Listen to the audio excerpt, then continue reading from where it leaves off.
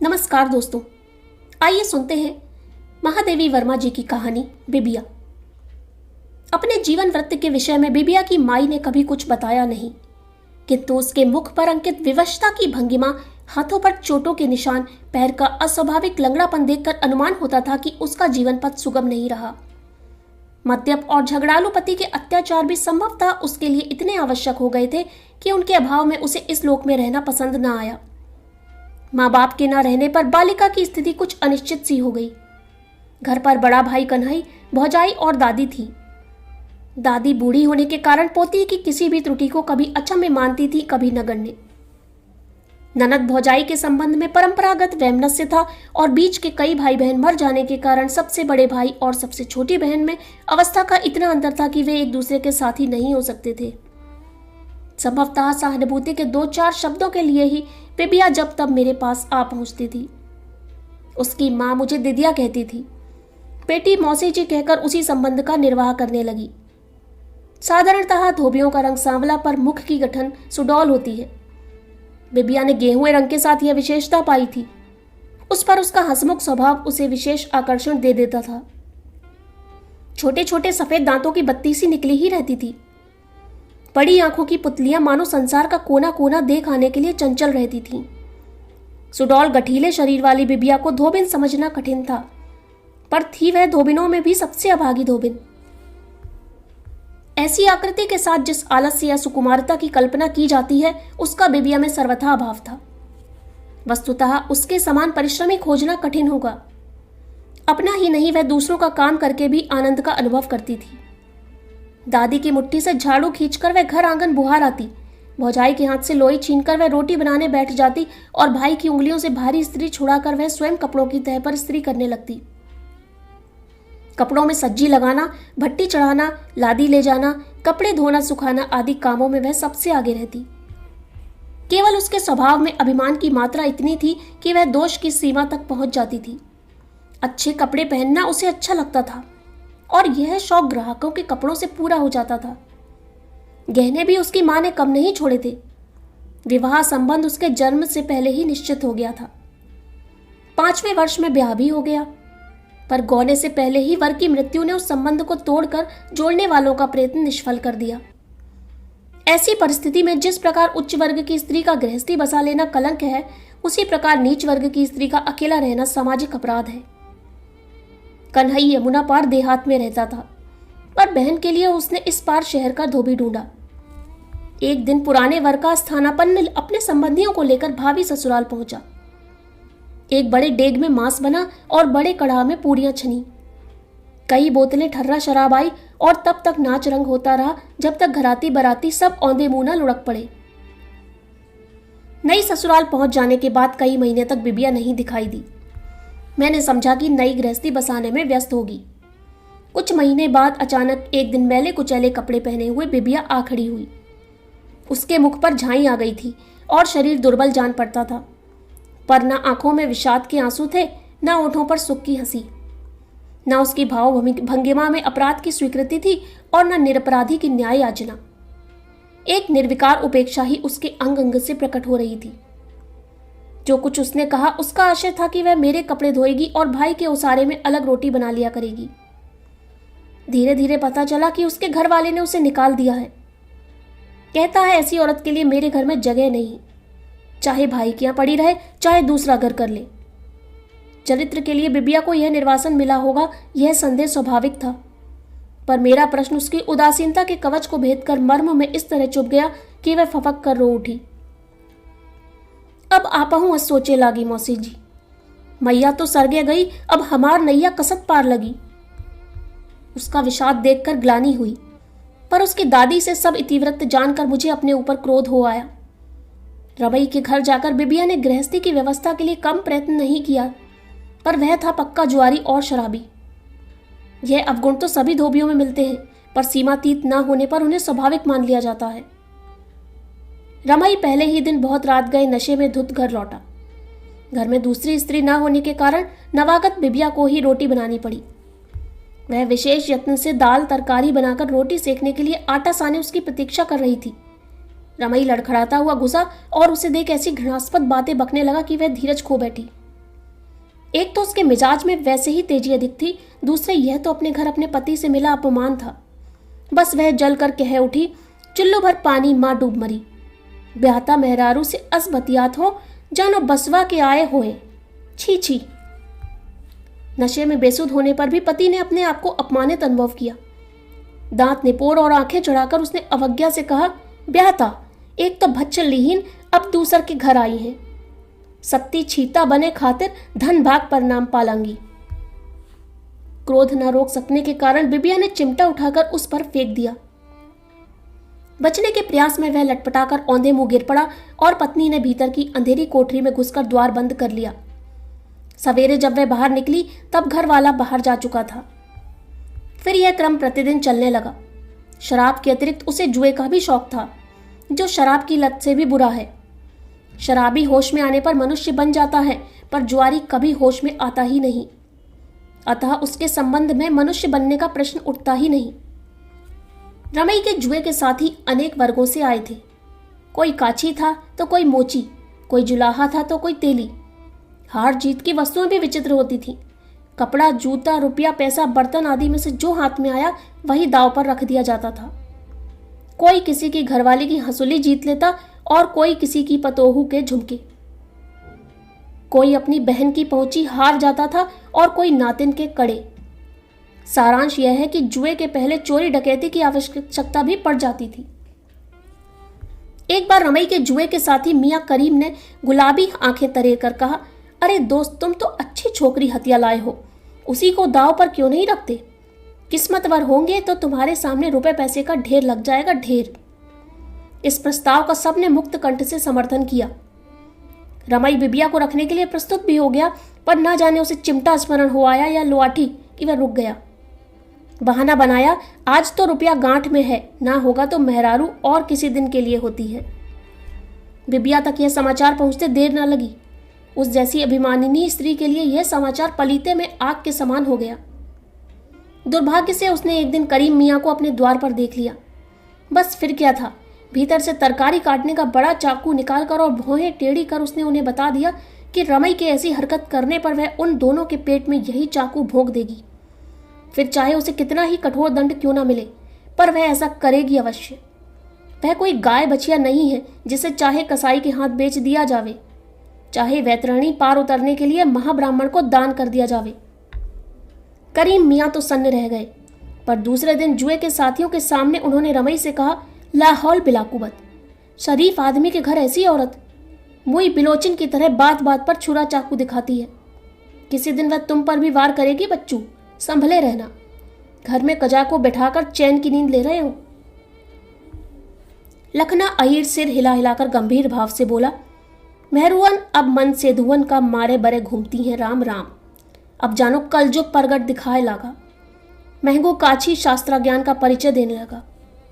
ऊ देखो छीता रानी कस रही, उई निकार दिहिन तऊ ना बोली, बिचारियों बेटवन का लेके झारखंड में परी रही। खिलावन तेली ने समर्थन किया, उन्हें तो सत्ती सतवंती कहीं गई हैं, उनके बरे तो धरती माता फाटी जाती रही, इस सबका खाए के सत्ती हुई हैं। रमई बेचारा कुछ बोल ही न सका। उसकी पत्नी की गणना सतियों में नहीं हो सकती। यह क्या कुछ कम लज्जा की बात थी? इस लज्जा और ग्लानि का भार वह उठा भी लेता, पर रात दिन भय की छाया में रहना तो दुर्वह था। जो स्त्री चाकू निकालते हुए नहीं डरती, वह क्या उसके उपयोग में डरेगी? रमई बेचारा सचमुच इतना डर गया कि पत्नी की छाया से बचने लगा। इस प्रकार कुछ दिन बीते, पर अंत में रमई ने साफ साफ कह दिया कि वह बिबिया को घर में नहीं रखेगा। पंच परमेश्वर भी उसी के पक्ष में हो गए, क्योंकि वे सभी रमई के समान धर्मी थे। यदि उनके घर में ऐसी विकट स्त्री होती जिसके सामने वे न शराब पीकर जा सकते थे, न जुआ खेलकर, तो उन्हें भी यही करना पड़ता। निरुपाय बिबिया घर लौट आई और सदा के समान रहने लगी। भौजाई के व्यंग्य उसे चुभते नहीं थे, यह कहना मिथ्या होगा, पर दादी के आंचल में आंसू पोंछने भर के लिए स्थान था। वह पहले से चौगुना काम करती, सबसे पहले उठती और सबके सो जाने पर सोती। न अच्छे कपड़े पहनती, न गहने, न गाती बजाती, न किसी नाच रंग में शामिल होती। पति के अपमान ने उसे मर्माहत कर दिया था, पर जात बिरादरी में फैली बदनामी उसका जीना ही मुश्किल किए दे रही थी। ऐसी सुंदर और मेहनती स्त्री को छोड़ना सहज नहीं है। इसी से सबने अनुमान लगा लिया कि उसमें गुणों से भारी कोई दोष होगा। कन्हई ने एक बार फिर उसका घर बसा देने का प्रयत्न किया। इस बार उसने निकटवर्ती गांव में रहने वाले एक विधुर अधेड़ और 5 बच्चों के बाप को बहनोई पद के लिए चुना। पर बिबिया ने बड़ा कोलाहल मचाया। कई दिन अनशन किया, कई घंटे रोती रही। दादा अब हम ना जाब, चाहे मूड फोरी के मर जाब, मुदा माई बाबा कर देहरिया ना छड़ब, आदि आदि कहकर उसने कन्हई को निश्चय से विचलित करना चाहा, पर उसके सारे प्रयत्न निष्फल हो गए। भाई के विचार में युवती बहन को घर में रखना आपत्ति मोल लेना था। कहीं उसका पैर ऊंचे नीचे पड़ गया तो भाई का हुक्का पानी बंद हो जाना स्वाभाविक था। उसके पास इतना रुपया भी नहीं था जिससे पंच देवताओं की पेट पूजा करके जात बिरादरी में मिल सके। अंत में बिबिया की स्वीकृति उदासीनता के रूप में प्रकट हुई। किसी ने उसे गुलाबी धोती पहना दी, किसी ने आंखों में काजल की रेखा खींच दी और किसी ने परलोकवासिनी सपत्नी के कड़े पछेली से हाथ पांव सजा दिए। इस प्रकार बिबिया ने फिर ससुराल की ओर प्रस्थान किया। जब 1 वर्ष तक मुझे उसका कोई समाचार न मिला, तब मैंने आश्वस्त होकर कहा कि वह जंगली लड़की अब पालतू हो गई है। मैं ही नहीं, उसके भाई भौजाई दादी आदि संबंधी भी जब कुछ निश्चित हो चुके, तब एक दिन अचानक सुना कि वह फिर नैहर लौट आई है। इतना ही नहीं, इस बार उसके कलंक की कालिमा और अधिक गहरी हो गई थी। पर मेरे पास वह कुछ कहने सुनने नहीं आई। पता चला वह न घर का ही कोई काम करती थी और न बाहर ही निकलती। घर की उसी अंधेरी कोठरी में जिसके एक कोने में गधे के लिए घास भरी थी और दूसरे में ईंधन कोयले का ढेर लगा था, वह मुंह लपेटे पड़ी रहती थी। बहुत कहने सुनने पर 2 कौर खा लेती, नहीं तो उसे खाने पीने की भी चिंता न रहती। यह सब सुनकर चिंतित होना स्वाभाविक ही कहा जाएगा। मन के किसी अज्ञान कोने से बार बार संदेह का एक छोटा सा मेघ कंड उठता था और धीरे धीरे बढ़ते बढ़ते विश्वास की सब रेखाओं पर फैल जाता था। बिबिया क्या वास्तव में चरित्रहीन है? यदि नहीं तो वह किसी घर में आदर का स्थान क्यों नहीं बना पाती? उससे रूप गुण में बहुत तुच्छ लड़कियां भी अपना अपना संसार बसाए बैठी हैं। इस अभागी में ही ऐसा कौन सा दोष है जिसके कारण इसे कहीं हाथ भर जगह तक नहीं मिल सकती? इसी तर्क वितर्क के बीच में बिबिया की दादी आ पहुंची और धुंधली आंखों को फटे आंचल के कोने से रगड़ रगड़ कर पोती के दुर्भाग्य की कथा सुना गई। बिबिया के नवीन पति की 2 पत्नियां मर चुकी थीं।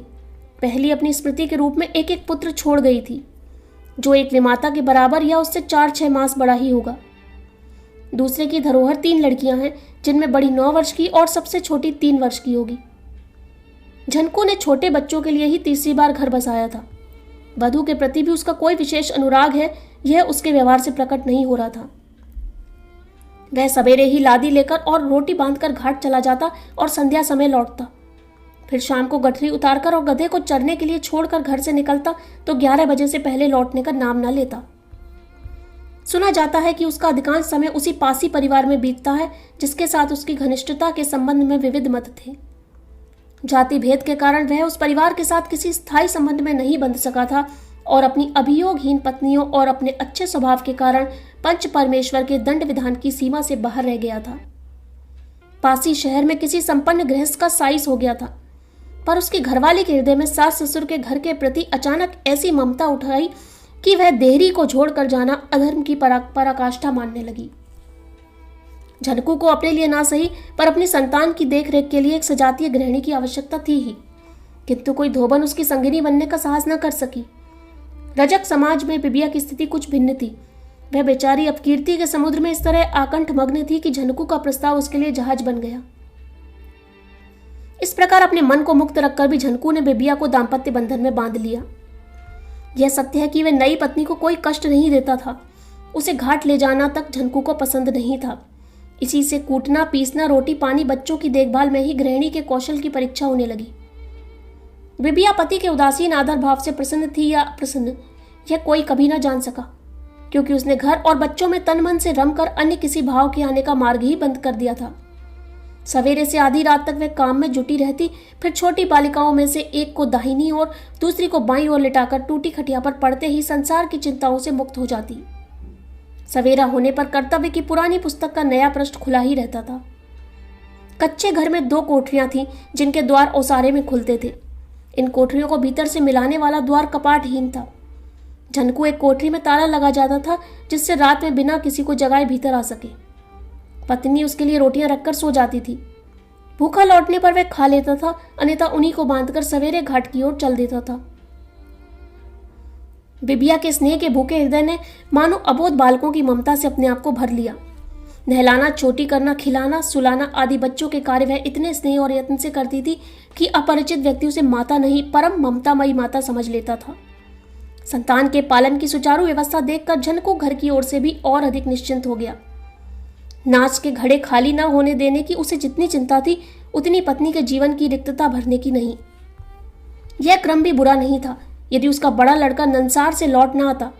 माँ के अभाव और पिता के उदासीन भाव के कारण वह एक प्रकार से आवारा हो गया था। तेल लगाना, कान में इत्र का फाहा खोसना, तीतर लिए घूमना, कुश्ती लड़ना आदि उसके स्वभाव की ऐसी विचित्रताएं थीं जो रजक समाज में नहीं मिलती। धोबी जुआ खेलकर या शराब पीकर भी न भले आदमी की परिभाषा के बाहर जाता है और न अकर्मण्यता या आलस को अपनाता है। उसे आजीविका के लिए जो कार्य करना पड़ता है उसमें आलस या बेईमानी के लिए स्थान नहीं रहता। मजदूर मजदूरी के समय में से कुछ क्षणों का अपव्यय करके या खराब काम करके बच सकता है, पर धोबी ऐसा नहीं कर पाता। उसे ग्राहक को कपड़े ठीक संख्या में लौटाने होंगे, उजले धोने में पूरा परिश्रम करना पड़ेगा। कलफ स्त्री में औचित्य का प्रश्न न भूलना होगा। यदि वह इन सब कामों के लिए आवश्यक समय का अपव्यय करने लगे तो महीने में 4 खेप न दे सकेगा और परिणामतः जीविका की समस्या उग्र हो जाएगी। संभवतः इसी से कर्म तत्परता ऐसी सामान्य विशेषता है जो सब प्रकार के भले बुरे धोबियों में मिलती है। उसकी मात्रा में अंतर हो सकता है, पर उनका नितांत अभाव अपवाद है। झनकू का लड़का भीखन ऐसा ही अपवाद था। पिता ने प्रयत्न करके गरीब धोबिन की बालिका से उसका गठबंधन कर दिया, किंतु जामाता को सुधरते न देख उसने अपनी कन्या के लिए दूसरा कर्मठ पति खोजकर उसी के साथ गौने की प्रथा पूरी कर दी। इस प्रकार भीखन गृहस्थ भी न बन सका, सहृदयस्थ बनने की बात तो दूर रही। पिता स्वयं इस स्थिति में नहीं था कि पुत्र को उपदेश दे सकता, पर अंत में उसके व्यवहार से थककर उसने उसे निर्वासन का दंड दे डाला। इस प्रकार विमाता के आने के समय वह नाना नानी के घर रहकर तीतर लड़ाने और पतंग उड़ाने में विशेषज्ञता प्राप्त कर रहा था। पिता ने उसे नहीं बुलाया, पर विमाता की उपस्थिति ने उसे लौटने के लिए आकुल कर दिया। एक दिन उसने डोरिया का कुर्ता और नाखूनी किनारे की धोती पहनकर बड़े यत्न से बुलबुलीदार बाल संवारे। तब एक हाथ में तीतर का पिंजड़ा और दूसरे में बहनों के लिए खरीदी हुई लैया करारी की पोटली लिए हुए वह द्वार पर आ खड़ा हुआ। पिता घर पर नहीं था, पर विमाता ने सौतेले बेटे के स्वागत सत्कार में त्रुटि नहीं होने दी। लोटे भर पानी में खांड घोलकर उसे शरबत पिलाया, दाल के साथ बैगन का भरता बनाकर रोटी खिलाई और दूसरी कोठरी में खटिया बिछाकर उसके विश्राम की व्यवस्था कर दी। पिता पुत्र का साक्षात स्नेह मिलन नहीं हो सका, क्योंकि एक और अनिश्चित आशंका थी और दूसरी निश्चित अवज्ञा। झनकू ने उसे स्पष्ट शब्दों में बता दिया कि भले मानस के समान न रहने पर वह उसे तुरंत निकाल बाहर करेगा। भीखन ने ओठ बिचका, आंख मिचका और अवज्ञा से मुख फेरकर पिता का आदेश सुन लिया, पर भले मानस बनने के संबंध में अपनी कोई स्वीकृति नहीं दी। चरित्रहीन व्यक्ति दूसरों पर जितना संदेह करता है उतना सच्चरित्र नहीं। झनकू भी इसका अपवाद नहीं था। अब तक जिस पत्नी के लिए उसने रत्ती भर चिंता कष्ट नहीं उठाया, उसी की पहरेदारी का पहाड़ सा भार वह सुख से ढोने लगा। समय पर वह घर आ लौट आता, पुत्र पर कड़ी दृष्टि रखता और पत्नी के व्यवहार में परिवर्तन खोजता रहता, पर पिता की सतर्कता की अवज्ञा करके पुत्र विमाता के आसपास मंडराता रहता। जहां वह बर्तन मांजती वहीं वह तीतर चुकाने बैठ जाता। जब वह कपड़े सुखाती तभी बाहर नंगे बदन बैठकर मांसल हाथ पैरों में तेल मलता। जिस समय वह पानी का घड़ा भरकर लौटती, उसी समय वह महुए के छतनार वृक्ष की ओट में छिपकर गाता, धीरे चलो गगरी छलक न जाए। एक दिन रोटी खाते समय उसकी सरसता इस सीमा तक पहुंची कि विमाता जलती लुआठी चूल्हे से खींच कर बोली, हम तुहार बाप कर मेहरारू अहीं, अब भाखा कुभाखा सुनब तो तुहार पिठिया की चमड़ी ना बची। विमाता के इस अभूतपूर्व व्यवहार से पुत्र लज्जित न होकर क्रुद्ध हो उठा। इस प्रकार के पुरुषों को अपनी नारी मोहिनी विद्या का बड़ा गर्व रहता है। किसी स्त्री पर उस विद्या का प्रभाव न देखकर उनके दंभ को ऐसा आघात पहुंचता है कि वे कठोर प्रतिशोध लेने में भी नहीं हिचकते। विमाता के उपदेश की प्रतिक्रिया ने एक अकारण द्वेष को अंकुरित करके उसे पनपने की सुविधा दे डाली। जहां तक बिबिया का प्रश्न था, वह पति के व्यवहार से विशेष संतुष्ट न होने पर भी उससे रुष्ट नहीं थी। अभिमानी व्यक्ति अवज्ञा के साथ मिले हुए अधिक स्नेह का तिरस्कार कर वीतरागता के साथ आदर भाव को स्वीकार कर लेता है। झनकू ने पत्नी में अनुराग न रखने पर भी अन्य धोबियों के समान इसका अनादर नहीं किया। यह विशेषता बिबिया जैसी स्त्रियों के लिए स्नेह से अधिक मूल्य रखती थी। इसी से वह रोम रोम से कृतज्ञ उठी। उसके क्रूर अदृष्ट ने यदि परिहास में यह सौतेला पुत्र न भेज दिया होता तो वह इसी घर में संतोष के साथ शेष जीवन बिता देती, पर उसके लिए इतना सुख भी दुर्लभ हो गया। भीकन के व्यवहार में बेमाता के प्रति ऐसा कृत्रिम घनिष्ठ भाव व्यक्त होने लगा कि वह आतंकित हो उठी। घर की शांति न भंग करने के विचार से ही उसने गृह स्वामी के निकट कोई अभियोग नहीं उपस्थित किया, पर अपने मौन के कठोर परिणाम तक उसकी दृष्टि तक नहीं पहुंच सकी। पुत्र दूसरों के सामने विमाता की चर्चा चलते ही एक विचित्र लज्जा और मुग्धता का अभिनय करने लगा और उसके साथ ही उन दोनों के संबंध में दंत कथाएं फैलाने लगी। घरों में धोबी ने बिबिया के छल छंद की नीचता और अपने पतिव्रत की उच्चता पर टीका टिप्पणी करके पतियों से हंसुली कड़े के रूप में सदाचार के प्रमाण पत्र मांगने लगी। घाट पर झनकू की श्रवण सीमा में बैठकर धोबी अपने आप को त्रिया चरित्र का ज्ञाता प्रमाणित करने लगी। पत्नी के अनाचार और अपनी कायरता का ढिंढोरा पीटते देखकर झनकू का धैर्य सीमा तक पहुंच गया तो आश्चर्य नहीं। एक दिन जब वह घाट से भरा हुआ लोटा लेकर आ रहा था तब मार्ग में लड़का मिल गया। बस झनकू ने आओ देखा न ताओ गधा हाँकने की लकड़ी से ही वह उसकी मरम्मत करने लगा। पुत्र ने सारा दोष विमाता पर डालकर अपनी विवशता का रोना रोया और अपने दुष्कृत्य पर लज्जित होने का स्वांग रचा। इस प्रकार भीकन का प्रतिशोध अनुष्ठान पूरा हुआ। झनकू यदि चाहता तो पत्नी से उत्तर मांग सकता था, पर उसे उसके दोष इतने स्पष्ट दिखाई देने लगे कि उसने इस शिष्टाचार की आवश्यकता ही नहीं समझी। बिबिया ने एक बार भी गहने कपड़े के लिए हट नहीं किया। वह एक दिन भी पति की स्नेह पात्री को द्वंद्व युद्ध के लिए ललकारने नहीं गई और वह कभी पति की उदासीनता का विरोध करने के लिए कोप भवन में नहीं बैठी। इन त्रुटियों से प्रमाणित हो जाता था कि वह पति में अनुराग नहीं रखती और जो अनुरक्त नहीं वह विरक्त माना जाएगा। फिर जो एक और विरक्त है उसके किसी दूसरी और अनुरक्त को लोग अनिवार्य समझ बैठते हैं। इस तर्क क्रम से जो दोषी प्रमाणित हो चुका हो उसे सफाई देने का अवसर देना पुरस्कृत करना है। उसके लिए सबसे उत्तम चेतावनी दंड प्रयोग ही हो सकता है। उस रात प्रथम बार बिबिया पीटी गई। लात, घूसा, थप्पड़, लाठी आदि का सुविधा अनुसार प्रयोग किया गया, पर अपराधिनी ने न दोष स्वीकार किया, न क्षमा मांगी और न रोई चिल्लाई। इच्छा होने पर बिबिया लात घूसे का उत्तर बेलन चिमटे से देने का सामर्थ्य रखती थी, पर वह झनकू का इतना आदर करने लगी थी कि उसका हाथ न उठ सका। पत्नी के मौन को भी झनकू ने अपराधियों की सूची में रख दिया और मारते मारते थक जाने पर उसे ओसारे में ढकेल और किवाड़ बंद कर वह हाँफता हुआ खाट पर पड़ा रहा। बिबिया के शरीर पर घूसों के भारीपन के स्मारक गुम्मड़ उभर आए थे। लकड़ी के आघातों की संख्या बताने वाली नीली रेखाएं खिंच गई थी और लातों की सीमा नापने वाली पीढ़ा जोड़ों में फैल रही थी। उस पर द्वार का बंद हो जाना उसके लिए क्षमा की परिधि से निर्वासित हो जाना था। वह अंधकार में अदृष्ट की रेखा जैसी पगडंडी पर गिरती पड़ती रोती कराहती अपने नैहर की ओर चल पड़ी। झनकू को पति का कर्तव्य सिखाने के लिए कभी एक पंचदेवता भी आविर्भूत नहीं हुए, पर बिबिया को कर्तव्यच्युत होने का दंड देने के लिए पंचायत बैठी। भीकन ने विमाता के प्रलोभनों की शक्ति और अपनी अबोध दुर्बलता की कल्पित कहानी दोहराकर क्षमा मांगी। इस क्षमा याचना में जो कोर कसर रह गई वह उसके मामा, नाना आदि के रुपयों ने पूरा कर दिया। दूसरे के दुर्बलता के प्रति मनुष्य का ऐसा स्वाभाविक आकर्षण है कि वह सच्चरित्र की त्रुटियों के लिए दुष्चरित्र को भी प्रमाण मान लेता है। चोर ईमानदारी का उपयोग नहीं जानता, झूठा सत्य के प्रयोग से अनभिज्ञ रहता है।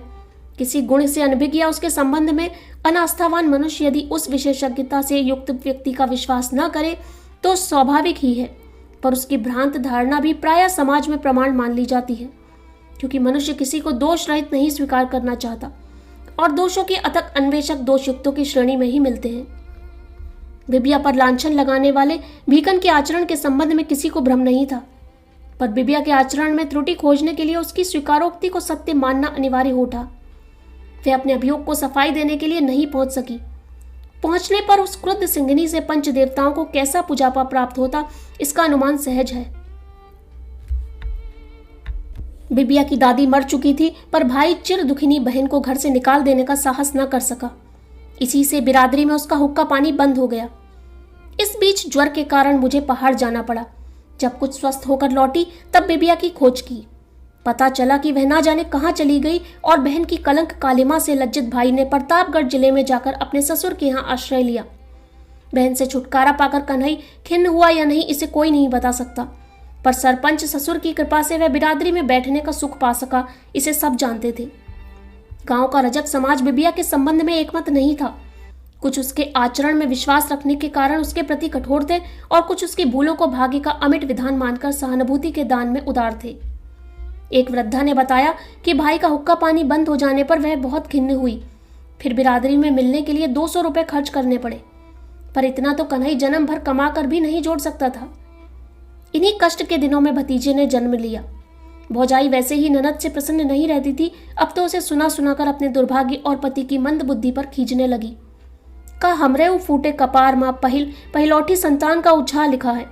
हम कौन गहरी गंगा माँ जो बौवा है, जो ना 4 जात बिरादर द्वारे मुंह जुठाड़े। पराए पाप बड़े हमार घर उजड़ेगा, जिनकर न घर न द्वार, उनका का दूसरन के गिरस्ती बिगाड़े का चाही। शरमदारन के बरे तो चिल्लू भर पानी बहुत है। इस प्रकार की सांकेतिक भाषा में छिपे व्यंग सुनते सुनते एक दिन बिबिया गायब हो गई। सबको उसके बुरे आचरण पर इतना अडिग विश्वास था कि उन्होंने इसके इस तरह अंतर्धान हो जाने को भी कलंक मान लिया। वह अच्छी गृहस्थिन नहीं थी, अतः किसी के साथ कहीं चले जाने के अतिरिक्त वह कर ही क्या सकती थी। मरना होता तो पहले पति से परित्यक्त होने पर ही डूब मरती, नहीं तो दूसरे के घर ही फांसी लगा देती। पर निर्दोष भाई के घर आकर और उसकी गृहस्थी को उजाड़कर वह मर सकती है, यह विचार तर्कपूर्ण नहीं था। त्रिया चरित्र जानना वैसे ही कठिन है, फिर जो उसमें विशेषज्ञ हो उसकी गतिविधि का रहस्य समझने में कौन पुरुष समर्थ हो सकता है। गांव के किसी पुरुष से वह कोई संपर्क नहीं रखती। इसी एक प्रत्यक्ष ज्ञान के बल पर अनेक अप्रत्यक्ष अनुमानों को कैसे मिथ्या ठहरावा जावे। निश्चय ही बिबिया ने बिना किसी के जाने ही अपनी अज्ञात यात्रा का साथी खोज लिया होगा। बहुत दिनों के उपरांत जब मैं एक वृद्ध और रोगी पासी को दवा देने गई, तब बिबिया के यात्रा संबंधी रहस्य पर कुछ प्रकाश पड़ा। उसने बताया कि भागने के 2 दिन पहले बिबिया ने उससे ठर्रे का एक अद्धा मंगवाया था। रुपया धेली गांठ में न होने के कारण उसने माँ की दी हुई चांदी की तरकी कान से उतारकर उसके हाथ पर रख दी। धोबिनों में वही इस लत से अछूती थी। इसी से पासी आश्चर्य में पड़ गया, पर प्रश्न करने पर उसे उत्तर मिला कि भतीजे के नामकरण के दिन वह परिवार वालों की दावत करेगी।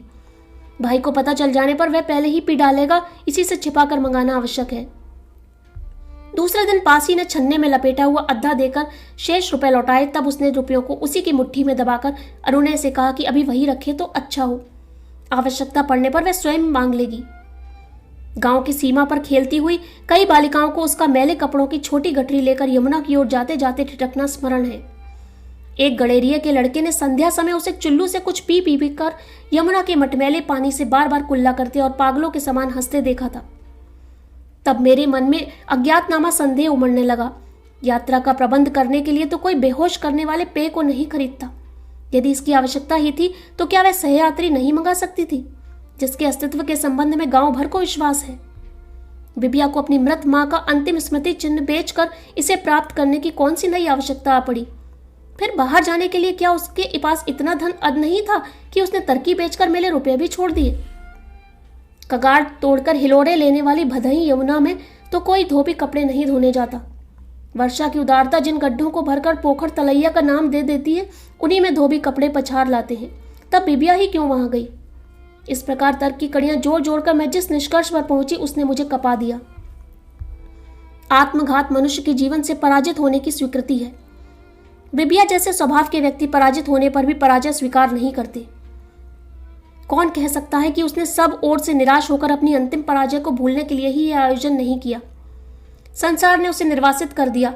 इसे स्वीकार करके और गरजती हुई तरंगों के सामने आंचल फैलाकर क्या वह अभिमानिनी स्थान की याचना कर सकती थी। मैं ऐसी ही स्वभाव वाली एक संभ्रांत कुल की निसंतान अथवा उपेक्षित वधू को जानती हूँ, जो सारी रात द्रौपदी घाट पर घुटने भर पानी में खड़ी रहने पर भी डूब न सकी और ब्रह्म मुहूर्त में किसी स्नानार्थी वृद्ध के द्वारा घर पहुंचाई गई। उसने भी बताया था कि जीवन के मोह ने उसके निश्चय को डांवाडोल नहीं किया। कुछ न कर सकी तो मर गई। दूसरों के इसी विजयोद्धार की कल्पना ने उसके पैरों में पत्थर बांध दिए और वह गहराई की ओर बढ़ न सकी। फिर बिबिया तो विद्रोह की कभी राख न होने वाली ज्वाला थी। संसार ने उसे अकारण अपमानित किया और वह उसे युद्ध की चुनौती न देकर भाग खड़ी हुई। यह कल्पना मात्र उसके आत्मघाती संकल्प को बरसने से पहले आंधी में पड़े हुए बादल के समान कहीं का कहीं पहुंचा सकती थी, पर संघर्ष के लिए उसके सभी अस्त्र टूट चुके थे। मूर्छितावस्था में पहाड़ सा साहसी भी कायरता की उपाधि बिना पाए हुए ही संघर्ष से हट सकता है। संसार ने बिबिया के अंतर्धान होने का जो कारण खोज लिया वह संसार के ही अनुरूप है, पर मैं उसके निष्कर्ष को निष्कर्ष मानने के लिए बाध्य नहीं। आज भी जब मेरी नाव समुद्र का अभिनय करने में बेसुध वर्षा की हरहराती यमुना को पार करने का साहस करती है, तब मुझे वह रजक बालिका याद आए बिना नहीं रहती। एक दिन वर्षा के श्याम मेघांचल की लहराती हुई छाया के नीचे इसकी उन्मादिनी लहरों में उसने पतवार फेंककर अपनी जीवन नैया खोल दी थी। उस एकाकिनी की वह जर्जर तरी किस अज्ञात तट पर जा लगी, वह कौन बता सकता है।